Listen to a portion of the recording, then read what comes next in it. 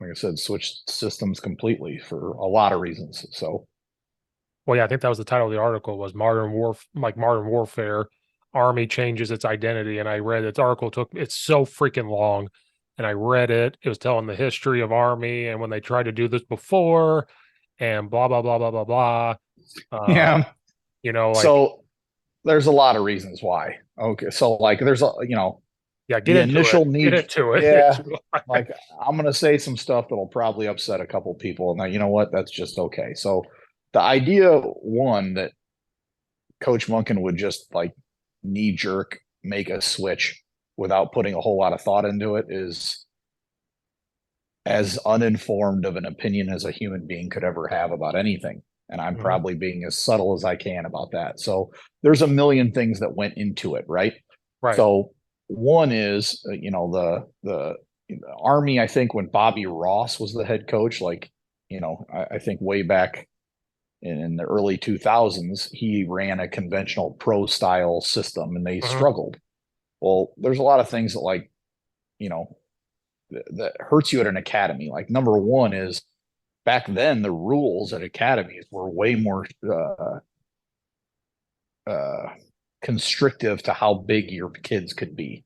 Mhm. So that was one. Two was 9/11 had just happened, and the fallout of that, and like that's something people don't talk about, but like the service academies, especially West Point, like the war on terror and all that stuff, Yeah. like that took a toll on West Point when it came to like where our priorities were, and Right.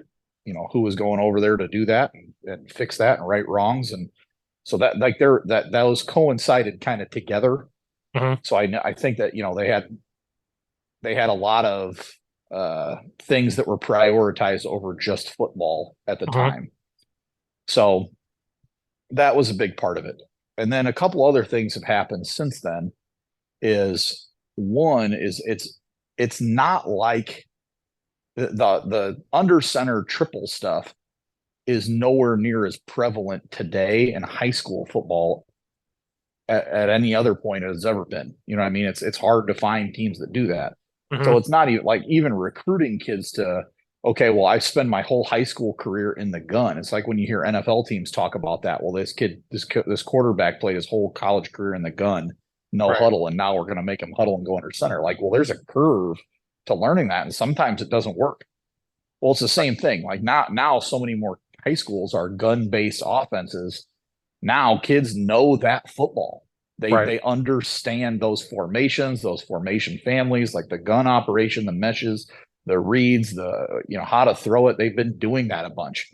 So it became harder and harder to, you recruit quarterbacks from gun systems or conventional running backs and receivers that now have really, they're able to run routes on every run play as opposed to have to, dig out safeties and do all that stuff.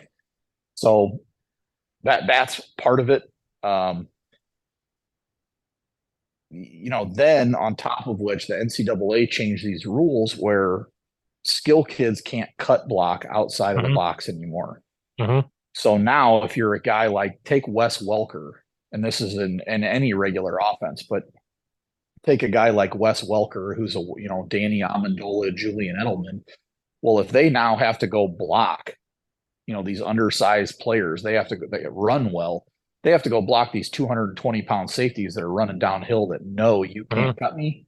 Those guys get run through like homecoming banners. It becomes a lot harder for those guys to defend themselves and protect themselves, and you've taken away a huge blocking resource for those guys. Right. So shifting to getting bigger and heavier personnel on the field, more 21, more 12, more 22, stuff like that. Well, 11, like that's going to help us get, guys that can do that.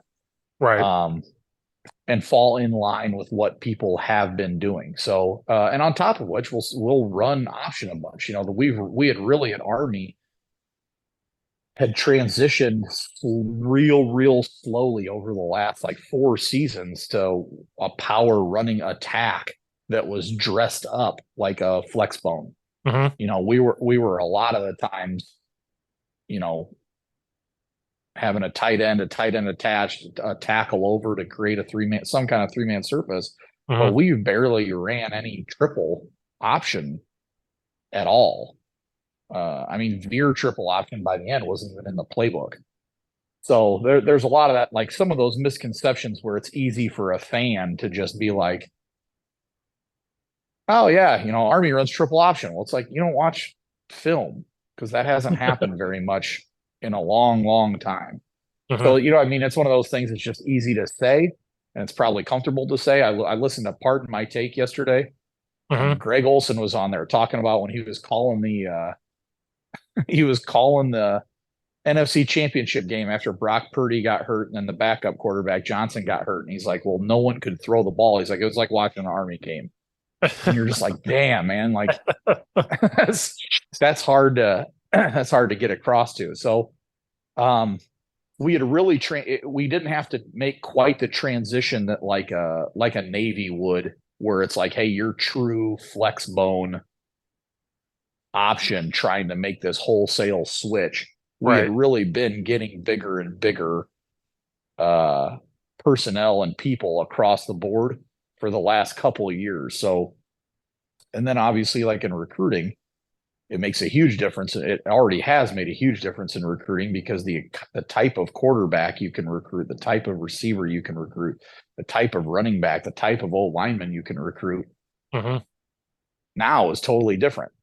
Like Right. to me, it's easy to recruit against teams that are under center triple because if a kid has aspirations to go play in the NFL, now we'll be doing a lot of the things that uh, will translate and carry over.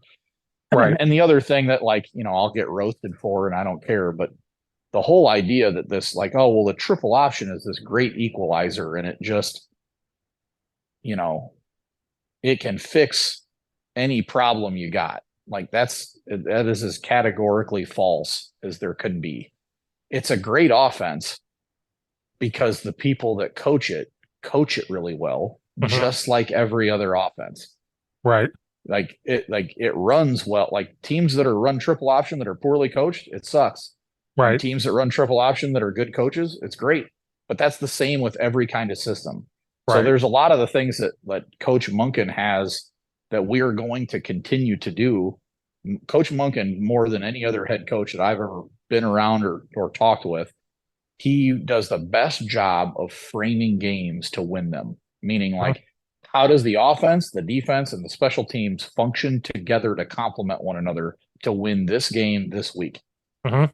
And they're all egos and stats are checked at the door, and you do whatever it takes to win. And, you know, like if that was the case, that all you have to do is just run this kind of offense and it makes up for personnel. Well, it's like I said, like Ryan Day would be doing this at Ohio State. Jim Harbaugh would be Right. doing this to go beat the Georgias and Alabamas.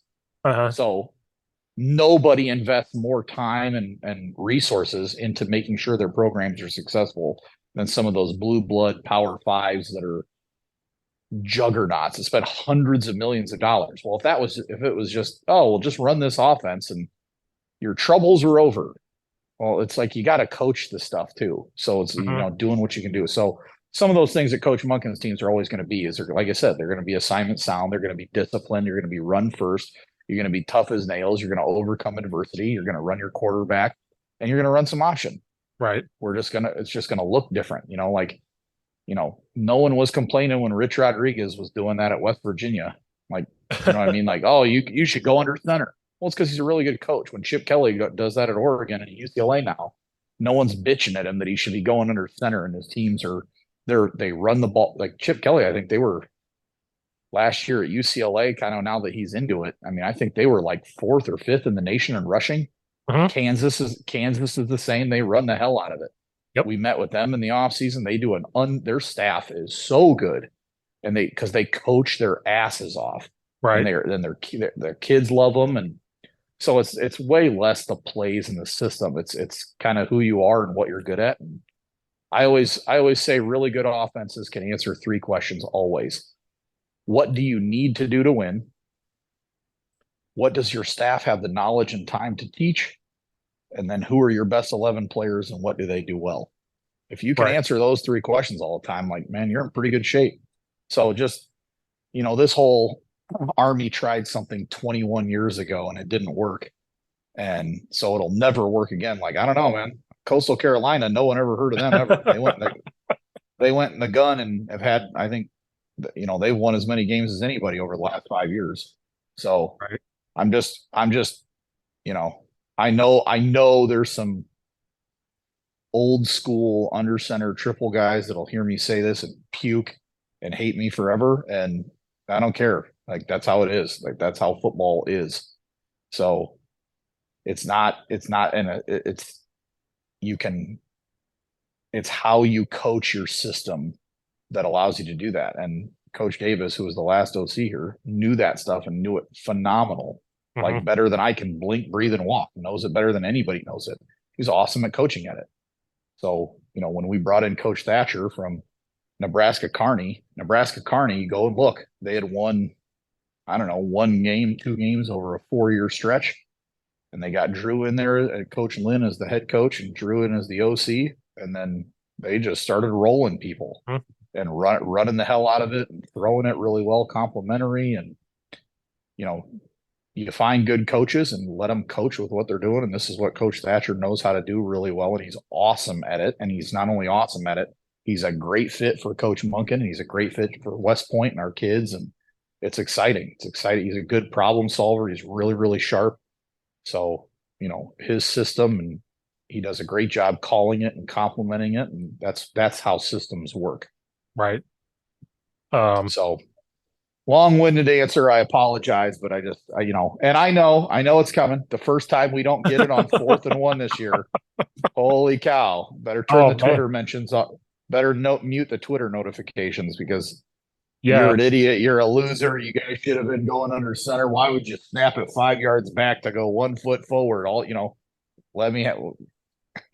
I was just thinking that. All real original stuff. You know what I mean? So whatever. I may have to text you and be like, tell me the best one you got because what's going to happen. Oh, it's a real thing too. Like, it's funny. We can laugh about it now, but there's just a whole different world now that like, last year we had our center was our team captain, and he's like Captain America. He's like, if you've ever seen the movie Twins, he's like the Arnold Schwarzenegger character. He's like fit, perfect guy, positive, great leader, like smartest kid at West Point, like the best person you could ever create as a human being. Or the kid Connor Bishop. Well, last year in the Army Navy game, we were driving and got in the gun for a couple series. And for whatever reason, he thought he heard there was like we got all the way down to like the 20-yard line. And for whatever reason, he thought he heard the quarterback like go through the cadence. So there was 2 plays like in a row where he snapped the ball backwards over the quarterback's head when he wasn't ready for it. We lost like 60 yards. Mm-hmm. Okay. It was a disaster, right? Right. We end up winning the game in double overtime. And, you celebrate and it takes forever to get off the field. So I'm riding in the back of the bus near him back to the hotel. And I see him like on his phone, like laughing. And I'm like, what?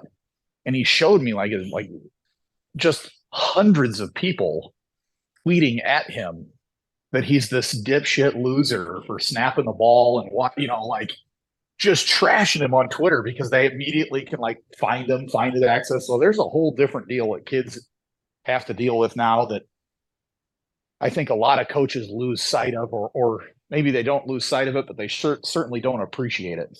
Yeah. And it was funny because we won, but you lose that game and all of a sudden all that stuff takes a totally different toll on somebody's mental health. It's not a throwaway laugh at thing. Right. So, I know it's coming. First 4th and 1, we don't get. Here it comes. And they're waiting. They probably got a couple of them sitting in their drafts already.